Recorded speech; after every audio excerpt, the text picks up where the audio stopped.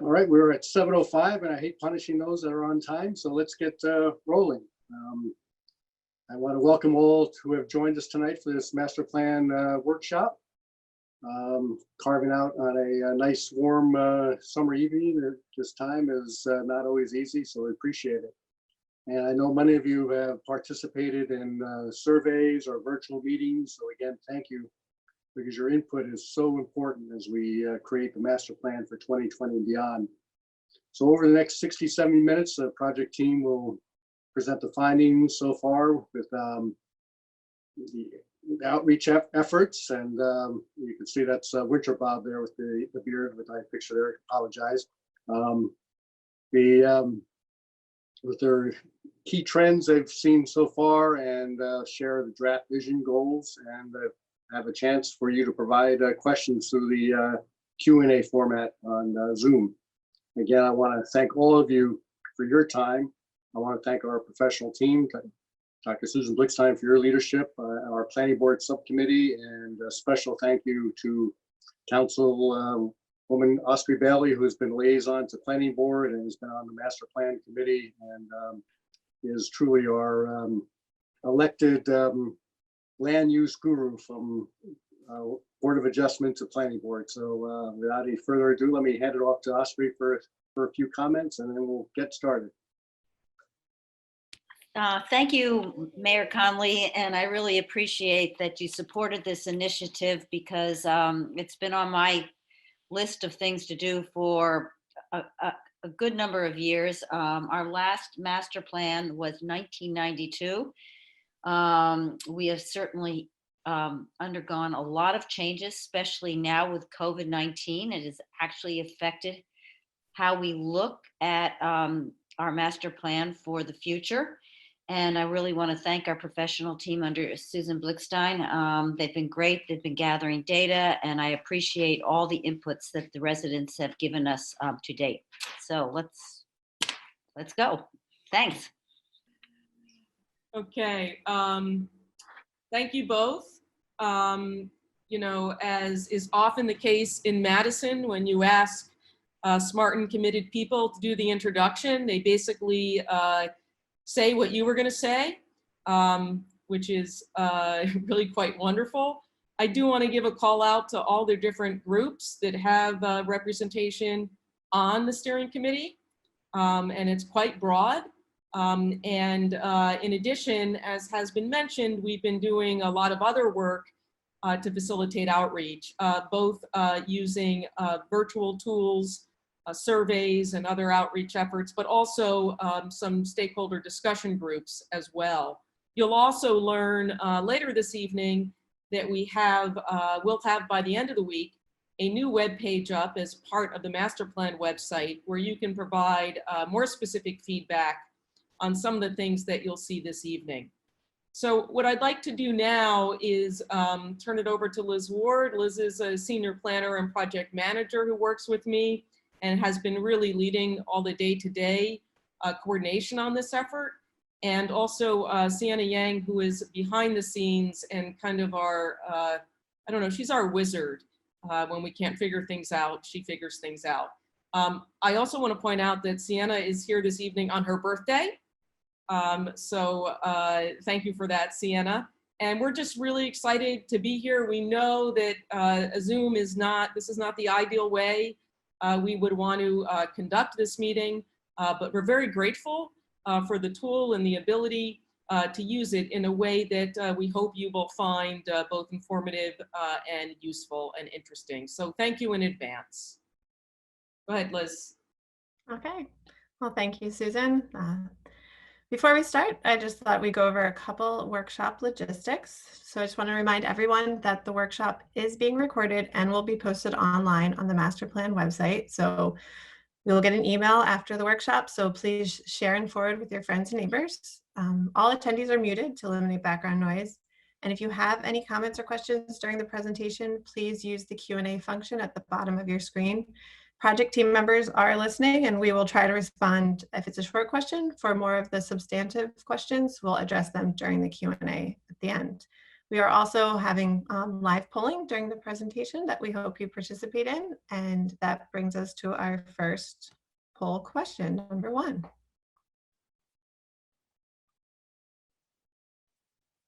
Michael? It's up. Okay, I can't see it.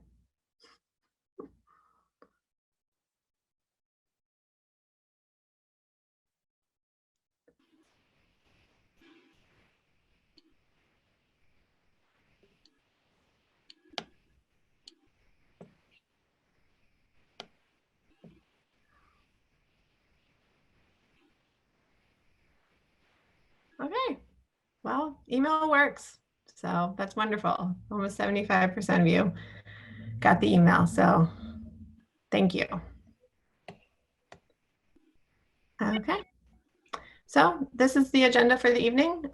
We'll provide a brief overview of a master plan. We'll then present some findings from our existing conditions and public outreach.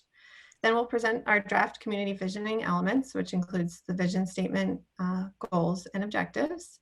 And at the end, we will have the time for the Q&A and provide next steps. We do anticipate that the workshop will last an hour to an hour and a half. So what is a master plan? So a master plan is a comprehensive long-range plan intended to guide the growth and development of a community. The New Jersey Municipal Land Use Law requires all municipalities to have a master plan, and master plans are officially adopted by the planning board, and the borough uses the master plan to guide development decisions. So the planning process began at the beginning of 2020, and we've spent the first half of the year on data collection and public outreach. We have had monthly steering committee meetings as well as multiple stakeholder discussions. The community survey was live for 4 months. We received input from almost 700 participants, and that included 30,000 responses and 2,000 comments.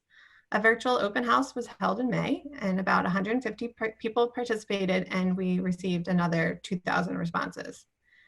Tonight's public workshop will be posted on the plan website, and there is a page on the plan website for people to comment on the vision, goals, and objectives presented tonight. And that link will be emailed after the meeting. So next month, we will start drafting the plan. In the fall, we'll work on refining the plan, and in the winter, we hope to present the plan to the planning board for adoption. So why now? So as Ashri mentioned, the last master plan was in 1992, which is almost 30 years ago.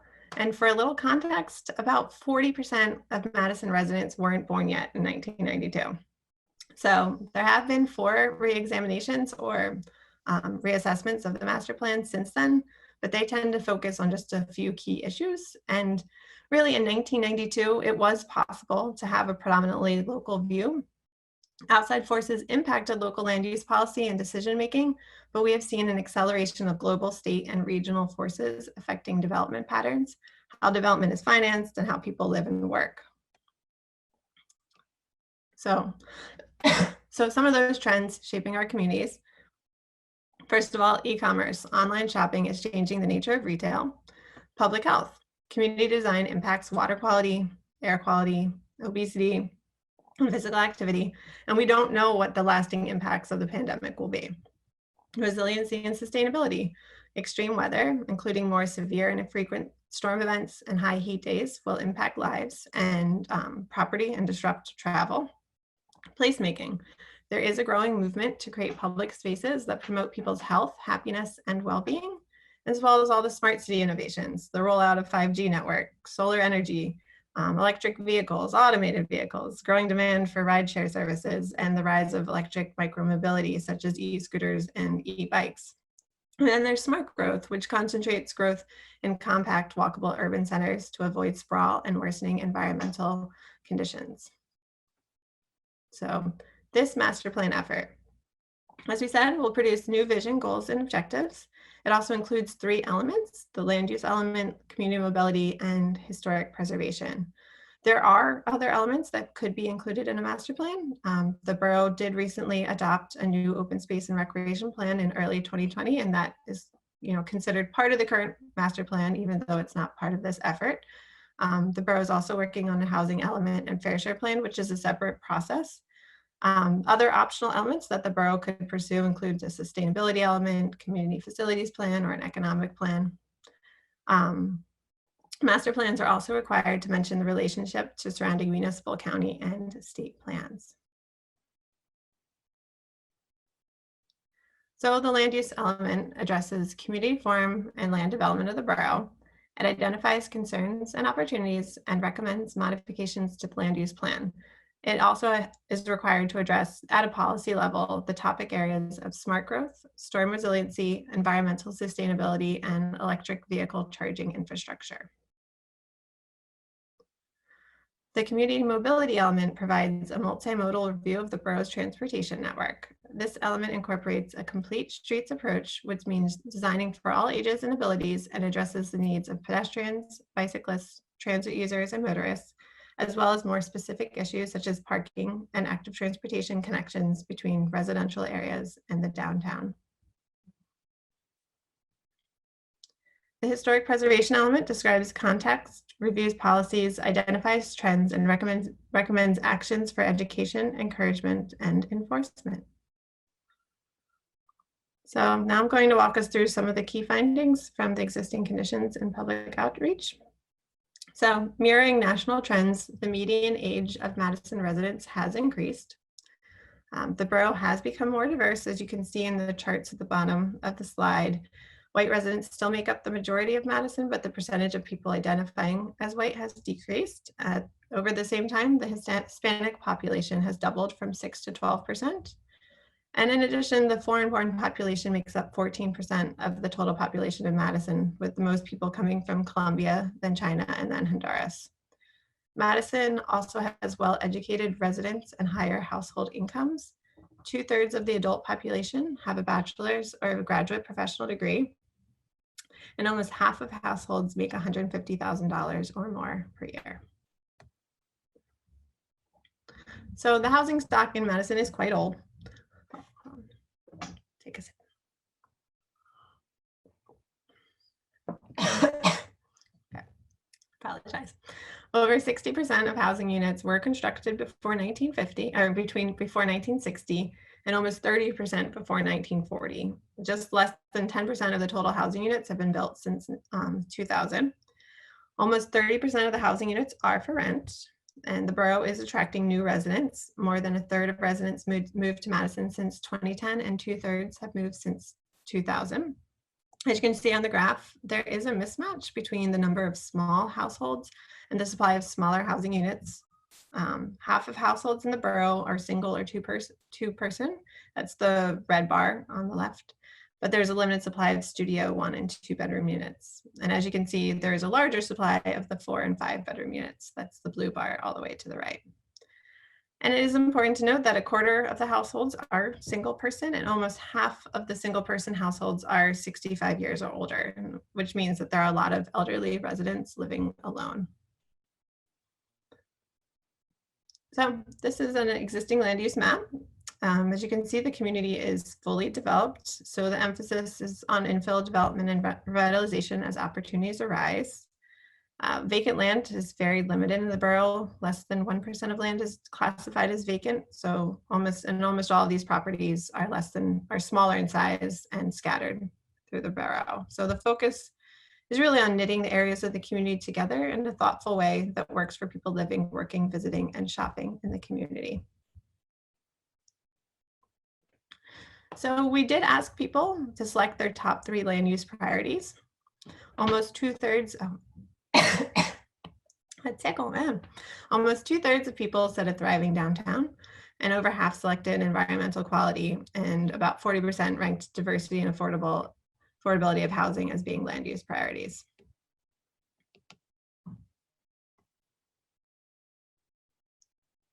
Okay. So we also looked at the zoning map for the Borough of Madison. There are currently 21 zoning districts that defined where land uses are permitted and prohibited. In addition, the zoning defines the sizes and placements of buildings, which leads us to our next polling question.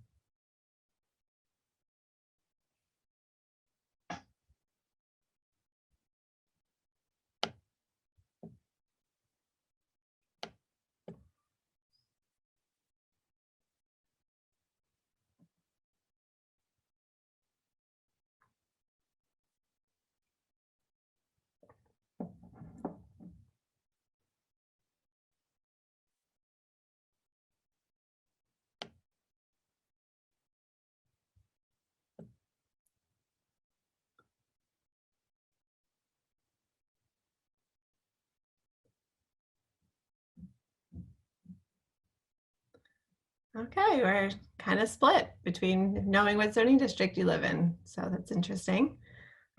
Looks like the most people that knew are living in the R3. That's great. So everyone has homework to do. Okay, so we looked at a lot of inputs while looking at the existing conditions for mobility.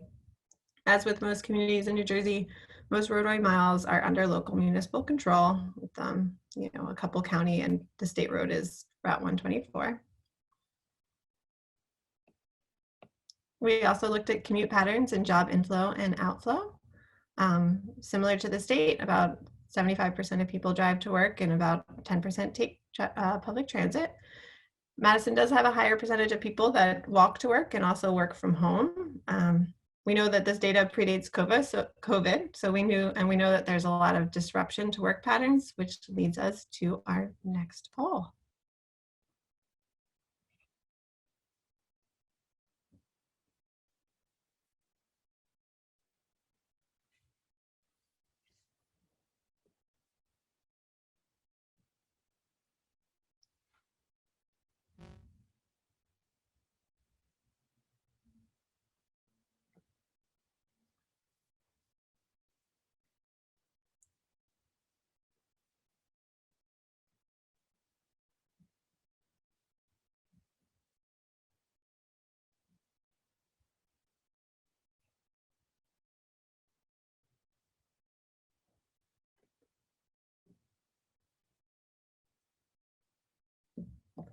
Okay, not too much of a surprise. It's good to see people walking and biking more, definitely driving less, transit less, working from home more, and a couple people that are driving more.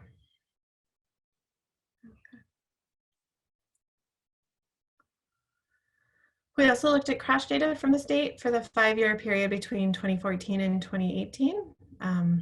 The number of crashes have been trending downward since then.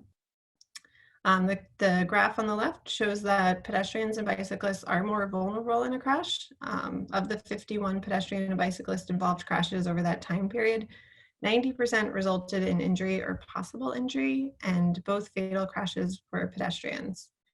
And when you compare that to the almost 80% of all crashes that resulted in no apparent injury.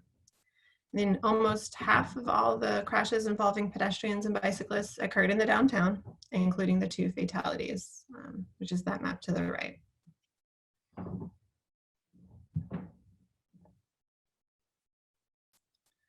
So we are aware of the work the borough has been doing to improve safety for all users.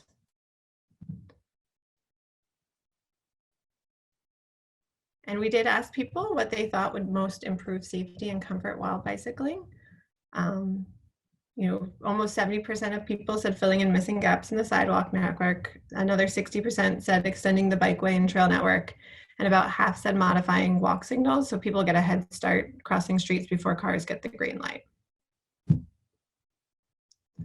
So historic preservation ordinance was enacted in 1993. The borough has a very active historic preservation commission, and the ordinance empowered them with responsibilities including designating sites and advisory review of applications for development before the planning board and the zoning board. The HPC has designated 2 historic districts. So the 2 designated historic districts are Bottle Hill, which is shown in the blue on the map, and the Madison Civic Commercial District, which is shown in orange. The Bottle Hill Historic District comprises the earliest settlement within what is now the borough of Madison. The district is linear and follows Ridgedale Avenue and is residential in character. The Madison Civic Commercial District includes much of downtown, as well as Borough Hall and the train station. The district is significant for its high quality of architecture and for the concentration of philanthropic activity, which changed the face of downtown. In addition to the districts, there are many historic sites that have been identified both in earlier master plans and most recently in the 2015 Cultural Resource Survey conducted for Morris County. So we did receive input on historic preservation priorities, and the 3 most frequently identified are adaptive reuse of downtown buildings, the preservation of historic homes, and educating the public about the borough's preservation efforts. That brings us to the draft community visioning elements. So working with the Master Plan Steering Committee, we've reviewed the existing conditions as well as the outreach findings and would like to present the drafts. But first, here are the definitions of all the elements. The vision statement describes the community's shared vision of the future. It is aspirational and practical. The goals are the long-term statements that address the borough's desired outcomes. Objectives are steps to achieve goals, and strategies are measurable actions. Some of the input used to draft the vision statements and goals. So from the outreach, we had asked people to tell us in few words what they most liked about living or working in Madison.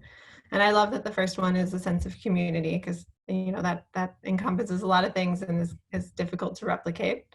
The vibrant downtown, walkability, great school, small town feel. We also asked people in a few words to tell us what they found most challenging or concerning about living in Madison. The top ones are, overdevelopment, taxes and traffic congestion, lack of diversity, and then housing is expensive with high property values.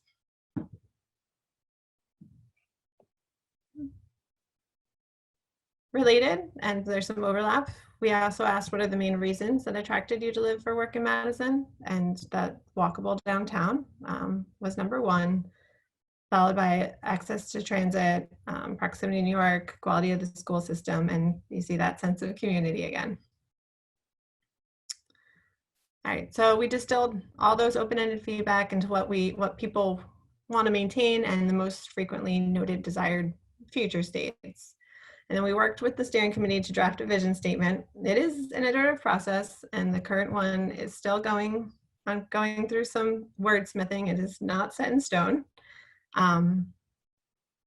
We felt it was important to have that thriving, accessible, mention the neighborhoods and the downtown, the strong cultural and historic resources, and that development should be balanced and sustainable.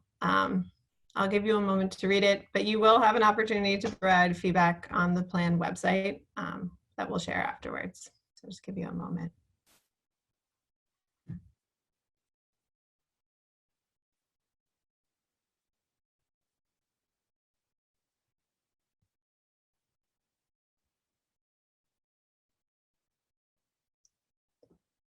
Okay. Hopefully that was long enough. So we'll go on to our draft goals. All right, so we have drafted 12 goals. 7 goals relate directly to the 3 elements included in this planning process. And then based on input from the steering committee, and an additional 5 goals were identified that go beyond the central focus of this effort, but will be included in the goal section of the plan. So this first goal tracks very closely to the purpose of the municipal land use law, but also describes that Madison, wants to be inviting, healthy, and sustainable. The second goal addresses where development should be targeted and the importance of maintaining residential neighborhoods. And then the third goal addresses historic preservation and to ensure that improvements and new development are compatible with Madison's character. So I'll give you a moment to digest all those before our next poll question.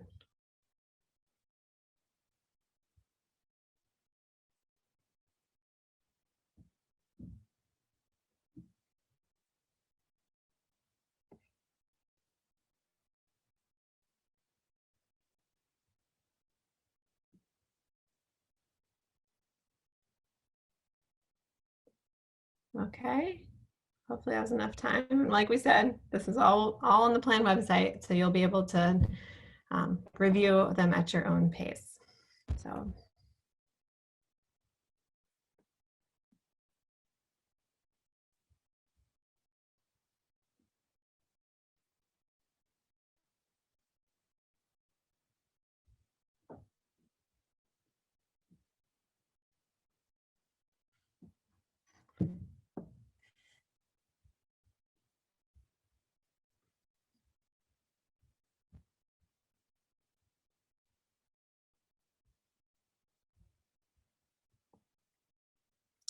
Okay, that's great. 40% strongly agree and another 30% agree. That pretty much matches our outreach findings that people felt that historic preservation was very important. Okay. So this fourth goal relates to maintaining and enhancing a multimodal transportation network. The fifth addresses the importance of managing and monitoring public parking resources. The sixth relates to encouraging a variety of housing types and sizes and formats. The seventh relates to enriching and enhancing a community's shared space. And I'll give you another moment to read before we ask you a question.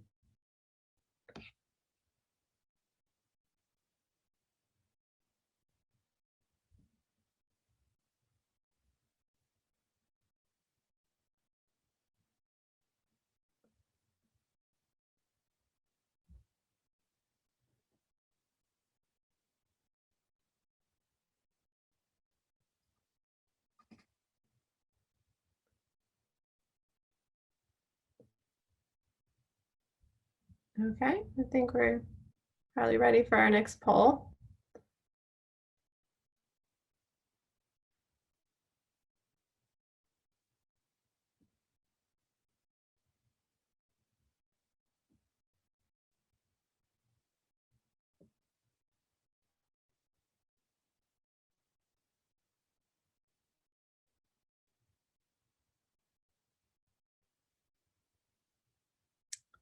Once again, so 55, almost 90% of people either agree or strongly agree, which is great because that came up as an issue in all of our public outreach. Okay. So these goals 8 through 12, they do fall outside the focus areas of this effort, but they address resiliency, sustainability, economic vitality, community facilities and services, as well as diversity and inclusivity that the steering committee felt was important to include at this time. So I'll give you another moment to read through them.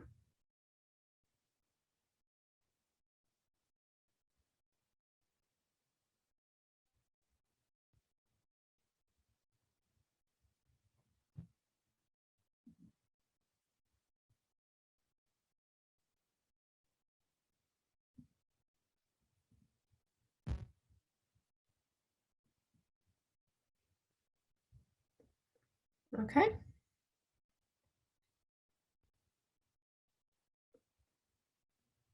So we'll move on to, we're going to talk about the draft objectives that the team has been working on, starting with land use, then community mobility and historic preservation. So there are a total of 8 land use objectives that address everything from the importance of a thriving downtown to creating gateways, preserving the character of residential neighborhoods, integrating age-friendly strategies, encouraging sustainability, and so on. I give you another moment to read them.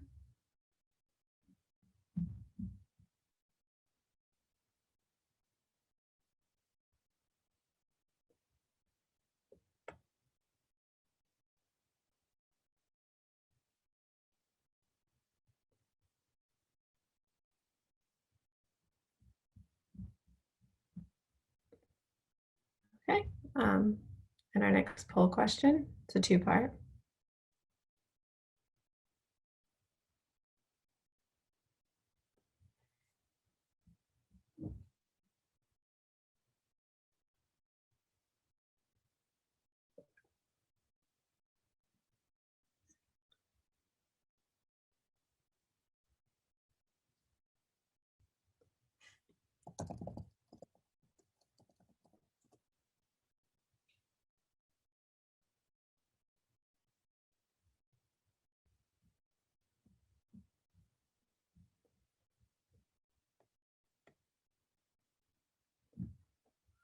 Okay, so yep, 50% would strongly support.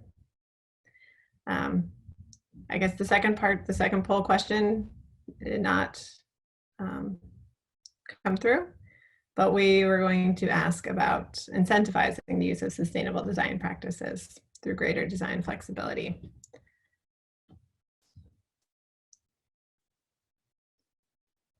Okay. So in 1992, when the last circulation element was developed, the only mode of transportation that was addressed was driving. Obviously, a lot of things have come a long way since then. So these are the 8 draft objectives related to community mobility that address complete streets, connectivity, resiliency, accessibility, safety, and preparing for future innovation. So again, 30 seconds or so to read.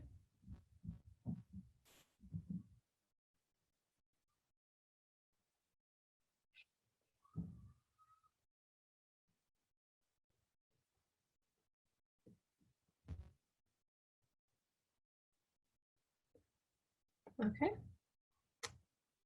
I think we're probably ready for our poll question.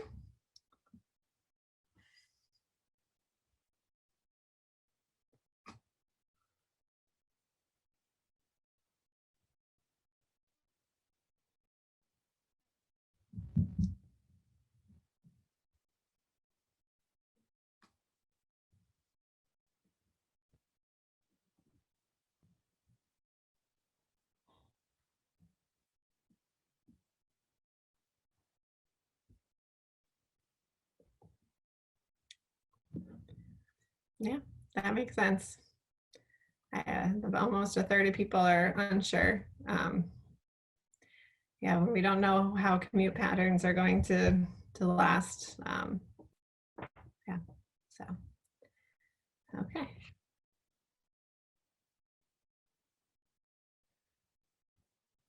So we worked with the steering committee and members of the Historic Preservation Commission to draft these 5 objectives that address the needs to educate, celebrate, promote, and protect historic resources. Give you, once again, some time to read.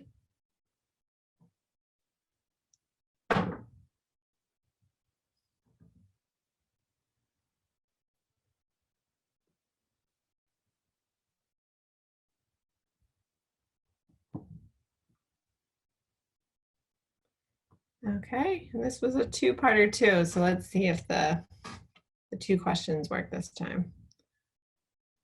Ah, it did.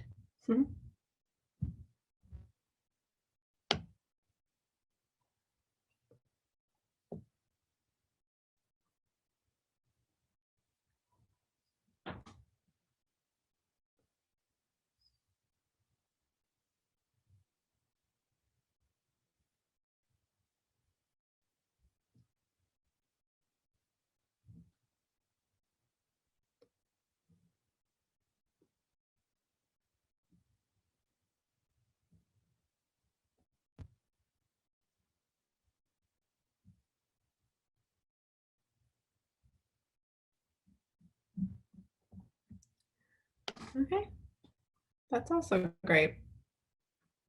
Thank you.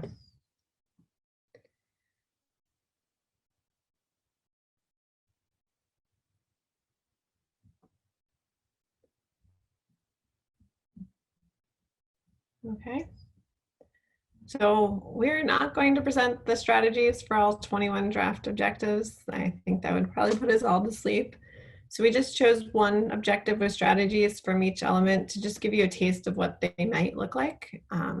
This one's for land use, and it's the objective supporting a vibrant and thriving downtown. So you can kind of read through some of the strategies. Would include, focusing on brick and mortar retail, expanding the public realm, piloting and identifying opportunities for public gathering spaces, and identifying target areas for revitalization. All right.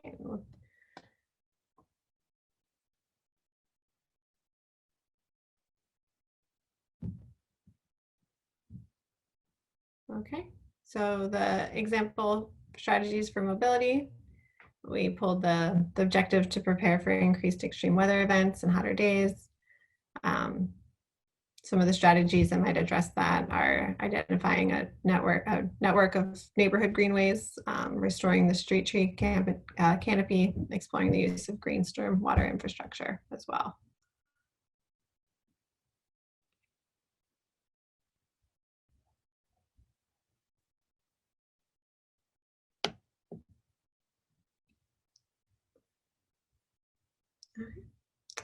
An example from the historic element, protecting historic and culturally significant sites. 3 strategies that we've drafted so far, considering designating sites as local landmarks, encourage advanced planning for restoration and reuse, exploring designation of additional historic districts as well. So these are just examples.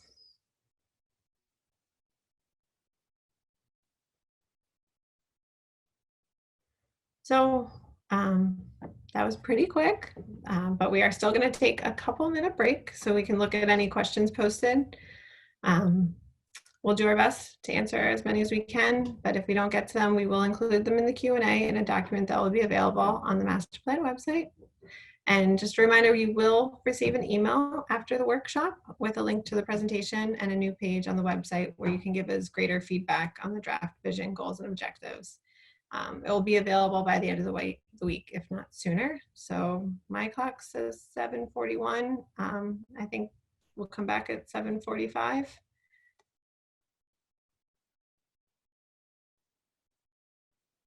And everyone, please, if during that time, please use the Q&A box. Let us know your thoughts, your questions.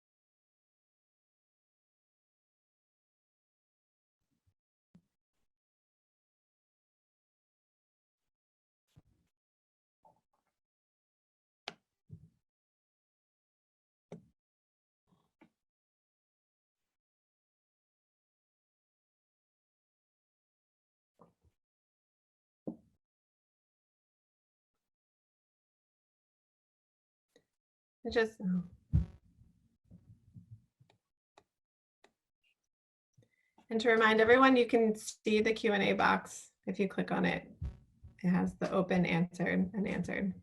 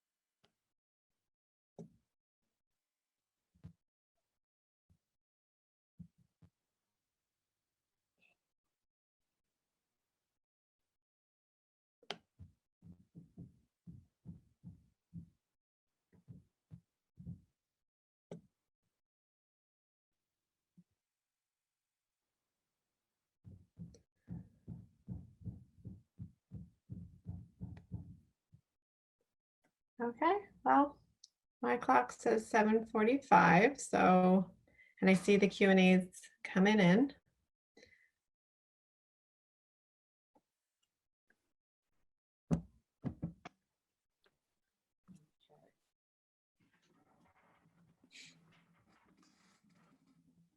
What I'm going to do, there are lots of questions coming in.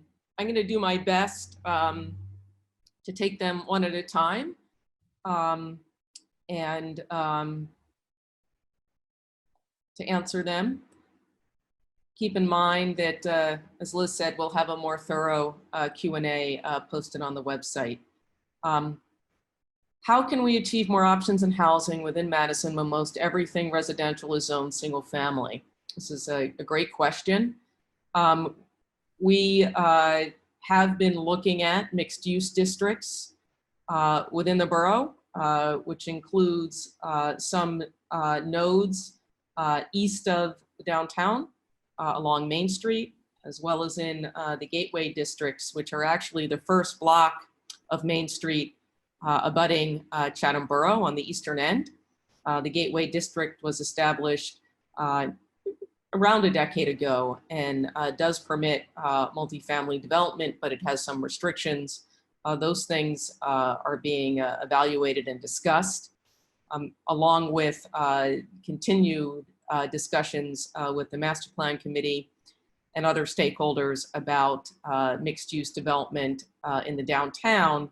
And given both COVID and e-commerce, whether on some of the edges of the downtown, it might make sense to rethink the ground floor restriction on residential uses. There's a question, the next question.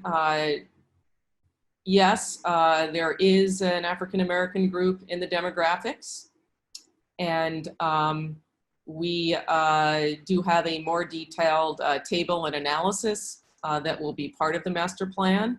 But I'm glad that you asked that question, Mary Ellen. Let's make sure I'm going in order here. Tom Lewis, what is your perspective on closing both sides of Waverly and making it a public walkway for the town? One of the things that's very, very interesting and kind of exciting in the placemaking realm is how communities have taken the opportunity that's presented itself due to the COVID pandemic to sort of test different reconfigurations of the public realm and public space.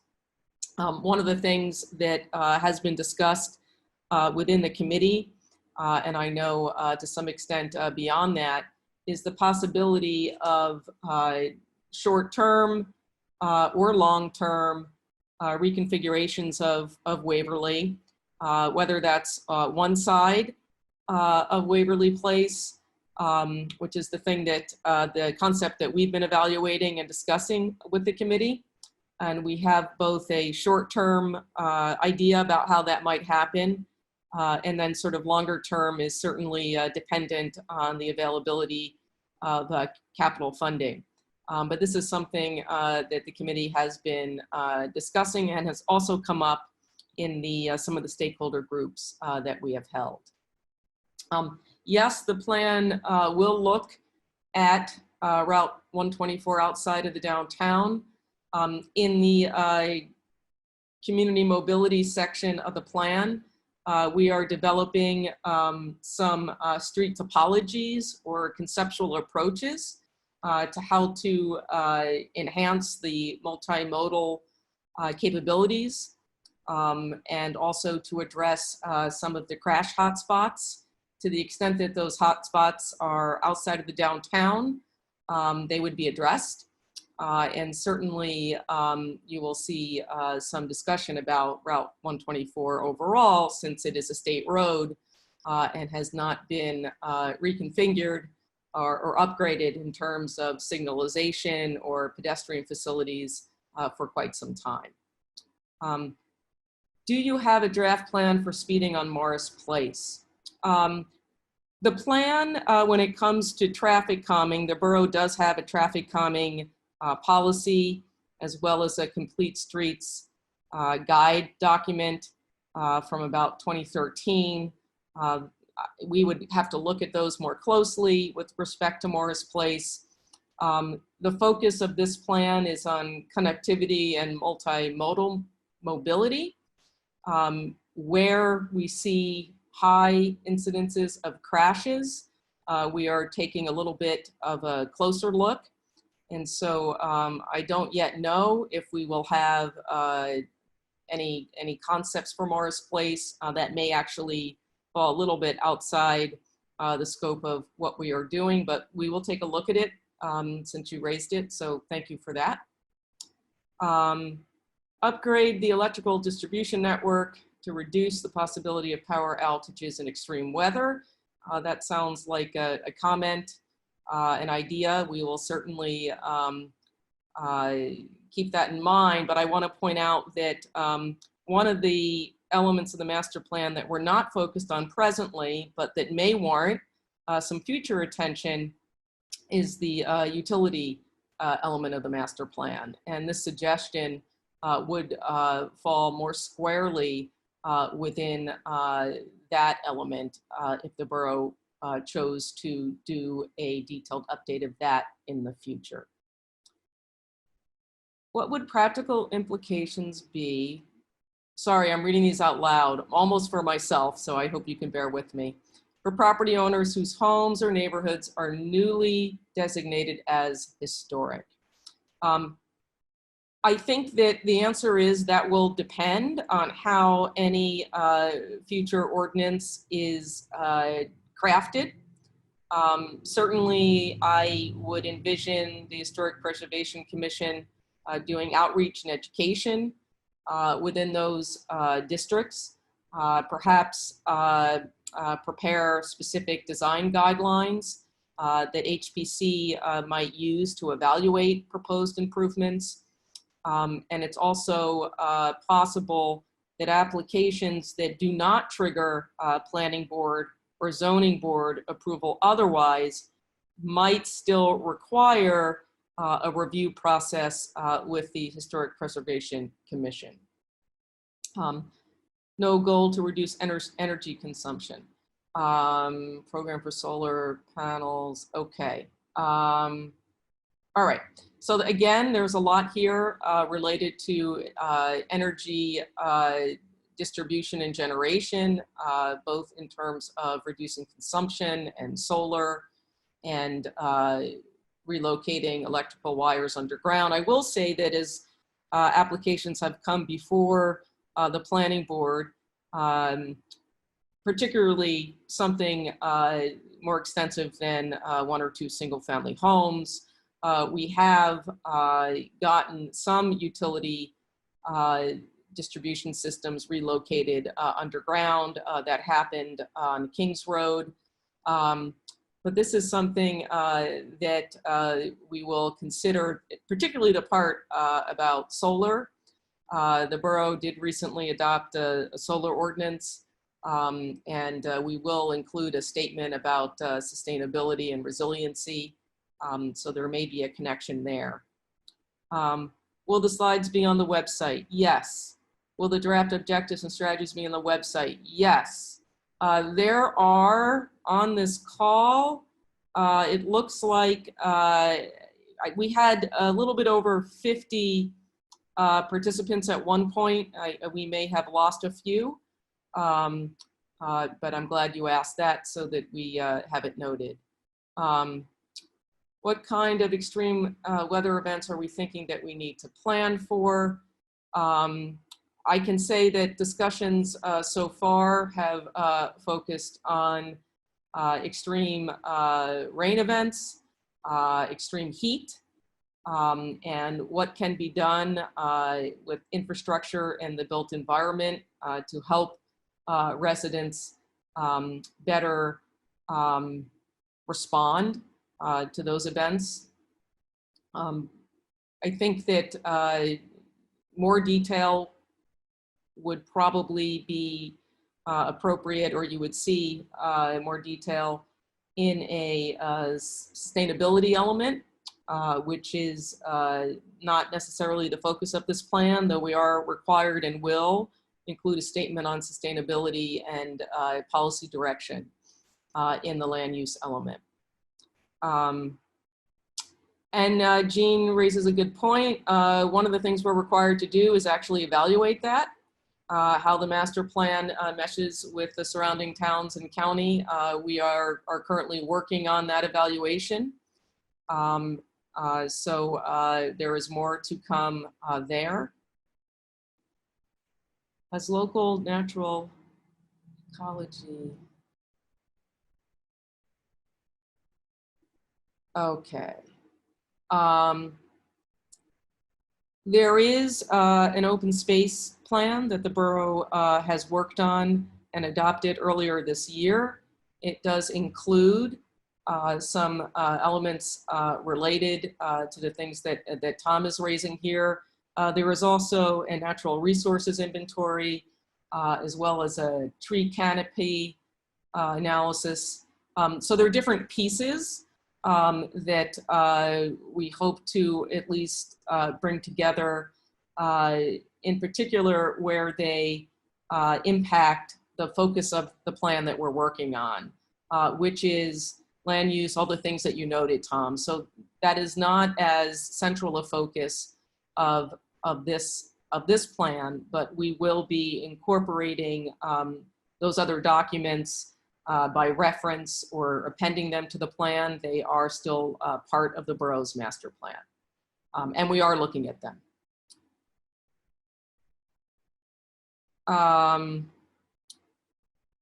How are objectives like affordability, diversity, and aging populations addressed? They're addressed from the perspective of looking at demographic trends, looking at the elements of the community that we have heard people want to focus on and enhance, and then connecting that to land use policy. We can look at the types of housing, the types of work arrangements that are permitted or currently prohibited.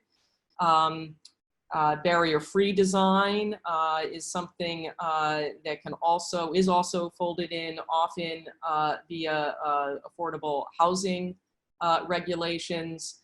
And in terms of aging in place, there are certainly transportation and mobility related needs that could be addressed. So these things there's a bit of a puzzle. And I think until we advance the strategies a little bit more, it might not be entirely clear how those things are linked, but we are working on it.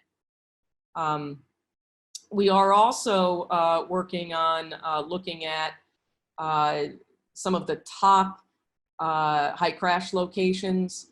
We're familiar with roundabouts, but we're also familiar with other types of complete streets measures that are likely lower cost. And so we are focused on looking at the crash locations and note the comment about rotaries as one way to address that. I'll say that predominantly rotaries are used to move the flow of traffic movements and turning movements. So I'm not sure whether that will be a likely solution for the areas that we're looking at or not, but I note the comment. How can we talk about community spirit while eliminating the movie theater? People have talked about it, and in fact, people have brought it up. And so we are noticing that and incorporating it into the feedback that we have received.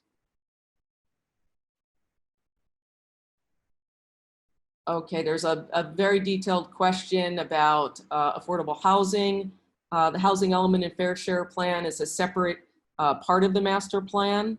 It is something that has to be periodically updated. There are state mandates. Some of these questions aren't exactly in the effort that we're focused on this evening, but I hope that we have an opportunity as the borough's affordable housing strategy unfolds to better address those specific questions. This is more of a comment, I think. there is a lot of discussion on historic preservation because we have received a lot of feedback on the importance of community character and that as a priority for the borough has come out in the outreach we've conducted to date. The comment seems to be specifically about, I just want to note this, about residential areas. I think that Tom is expressing a greater concern perhaps about designating districts in residential neighborhoods. We note that comment and concern.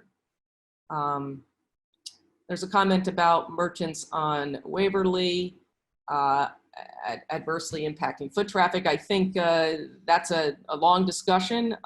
There is a lot of work now being done on the ability to expand, in essence, the sidewalk zone or realm to accommodate sidewalk dining, outdoor retail, to address some of the concerns that Mr. James McGrath identifies here. Certainly any concept, we're just developing a concept at this stage. Any concept would have to be evaluated in greater detail and vetted. I appreciate the feedback on and the concern about adversely impacting foot traffic.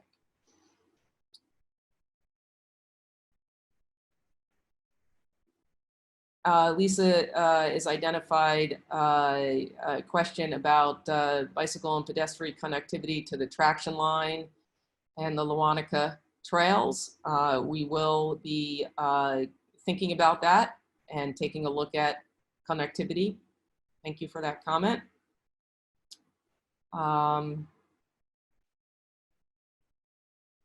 Okay, the next one is a comment, not a question. Should we encourage development east of Prospect? This is an important thoroughfare for entry for the downtown proper. I guess I would like to ask Mark and others what they feel about this. This is something that we'll take back and discuss with the master plan committee. Thank you for the comment. So environmental sustainability, we are required to have a policy statement on sustainability, and sustainability is connected to the land use regulatory function of the borough's land use plan and zoning. So it is connected in certain ways, but a very broad look at sustainability and a very, both very broad and very detailed, would happen in what is called a sustainability element of the master plan. So we are focused on sustainability as it relates to land use policy and regulatory frameworks, as it relates to mobility, and as it might relate to historic preservation, which are the focuses of the plan. Ted Ryan. There's a comment, a question about how can different types of housing be integrated in existing neighborhoods so that they're not isolated. This is a great question. We are thinking a lot about the connectivity of different residential areas within the borough. There are a number of communities that have been thinking about permitting accessory dwelling units and existing accessory structures, just as sort of one concept that has been explored that can retain kind of the character of single family residential areas, but provide some additional rental housing stock. It's particularly challenging, however, in Madison's case, because the community is generally built out. Looking at the land use patterns, it appears that there might be greater opportunities on some of the mixed use corridors for thinking about this. But it's a great sort of question and comment for the team to consider.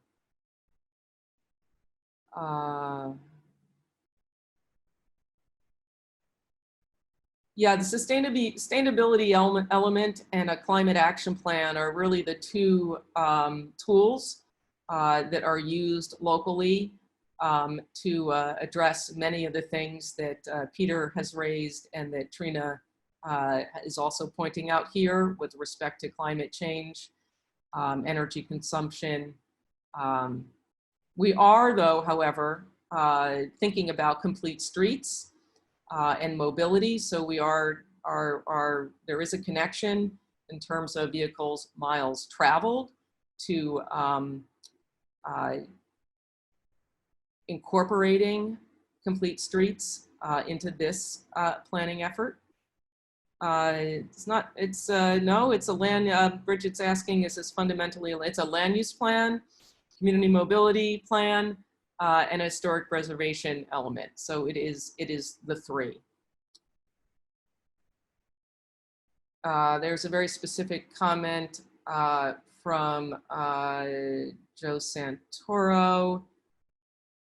We are aware of this question is about getting a new exit off of Route 24. We're certainly aware of efforts to address the capacity issues at 24 and some of the geometric challenges with some of the interchanges that don't have a lot of stacking capacity and create what I'll technically refer to as messes leading into Madison as well as other communities. So this is something that the county commented on in the most recent county master plan, and I imagine that we will also be discussing this and incorporating some commentary on it in this effort.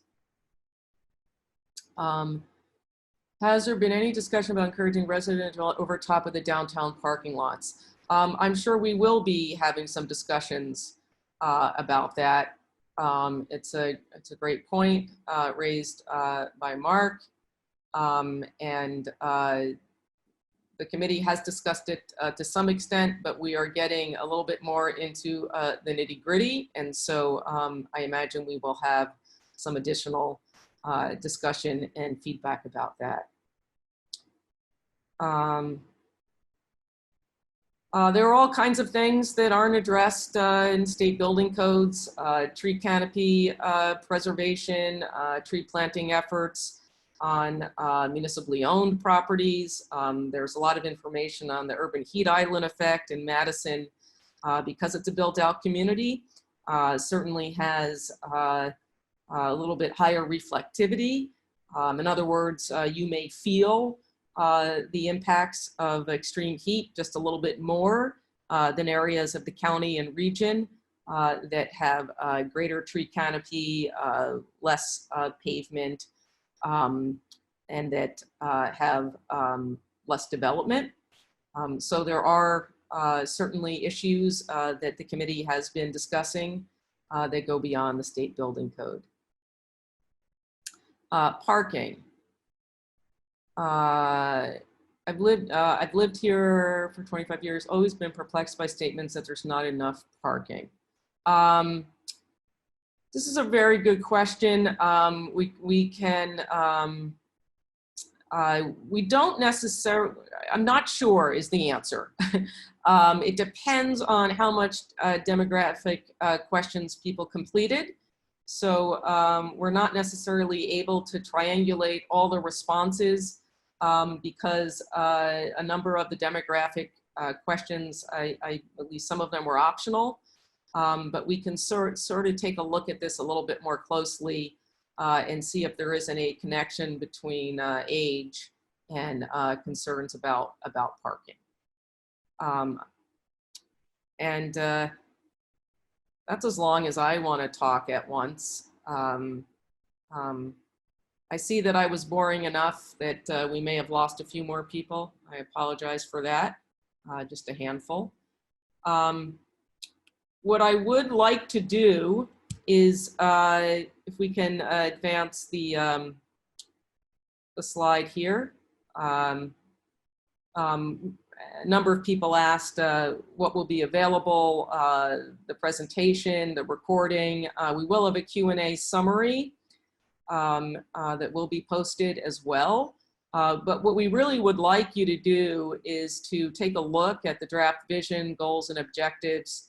And we will email a link out when that part of the website is updated. That will happen. We'll be updated by the end of the week.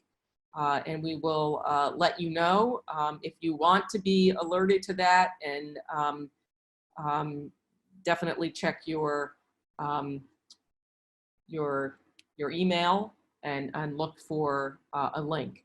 What we will be doing in the next number of weeks, in addition to meeting again with our committee, we're going to be looking at the feedback that comes in on the site that will go up the end of the week. We're going to be speaking a little bit more at the strategy and action level with the committee, and developing a narrative component to the plan. And we hope to roll out a draft plan this fall, and look forward to your continued interest and feedback, all of which is very, very helpful and very much appreciated. And I don't know if the mayor would like to close us out, or if oh, we have one other. There's another Q&A. I will address that one in the written Q&A results that we post. But please look for updates on the website, and we will do our best to stay in touch and to listen to your feedback and your ideas. So very much appreciative for your time and attention this evening. And I want to thank Michael, who helped us with all of the technology. And I want to wish Sienna a very, very happy birthday. And I'm not going to sing, Sienna. I know I threatened that I would, but I'm not going to. So with that, I'll leave you all to your evenings, and look forward to our next steps. Thank you very much. And thank you, Susan, for a great presentation. Liz, great job. A lot of great information. And thank you all that provided the questions. A lot of work has been done, a lot of work to be done. So thank you. And Sienna, happy birthday on behalf of all of Madison. Thank you, and good night.